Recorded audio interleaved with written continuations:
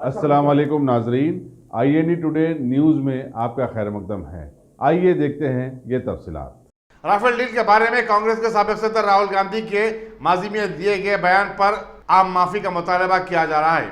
रियासती बीजेपी के कारकुनों ने टैंक बंड पर BR अम्बेडकर के मुजस्समे के रूबरू धरना देते हुए कहा कि राहुल गांधी ने वज़ीर पर बेबुनियाद इल्जाम लगाए थे। सुप्रीम कोर्ट ने राफेल मामले से मुताल्लिक तमाम दरखास्तों को मुस्तरद कर दिया। इस तरह वज़ीर नरेंद्र मोदी को क्लीन चिट दे दी गई है। अदालत ने खास बात यह है कि राहुल गांधी को बेबुनियाद इल्जाम आयद करने से एतराज करने की हिदायत भी दी है।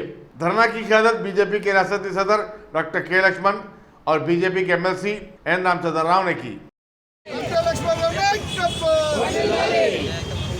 भारतीय जनता पार्टी హైదరాబాద్ అధ్యక్షులు MLC రామచంద్రరావు గారు, రాష్ట్ర పార్టీ కోర్ కమిటీ సభ్యులు, సీనియర్ నాయకులు సుధాకర్ రెడ్డి గారు, ఈ కార్యక్రమానికి వచ్చేటువంటి హైదరాబాద్ పట్టణ కార్యకర్త సోదర సోదరిమణులు, పాత్రికేయ మిత్రులు,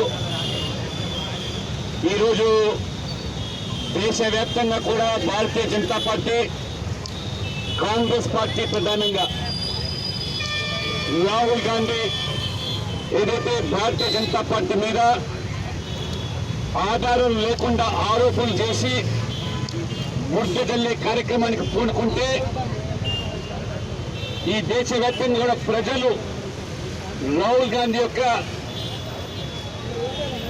చవకబారు రాజకీయాల వల్ల విసిగి వేసారినటువంటి వాళ్ళు పార్లమెంట్ ఎన్నికల్లో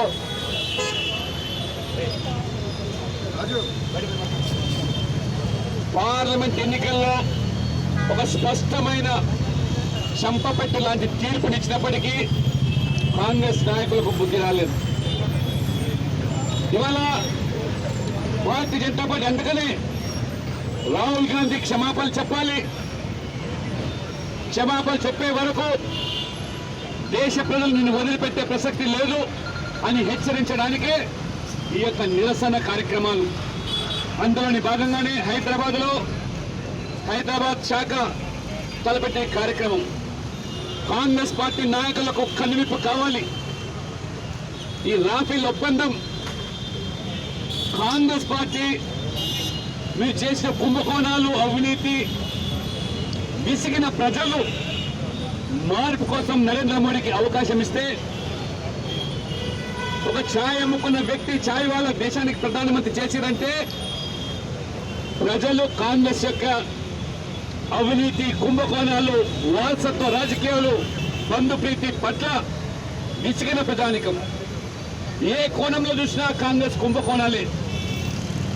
అది ఆకాశంలో, పాతాళంలో, చివరికి భూమిని కూడా వదలకుండా ఎక్కడ అవకాశం ఉంటే అక్కడ మరి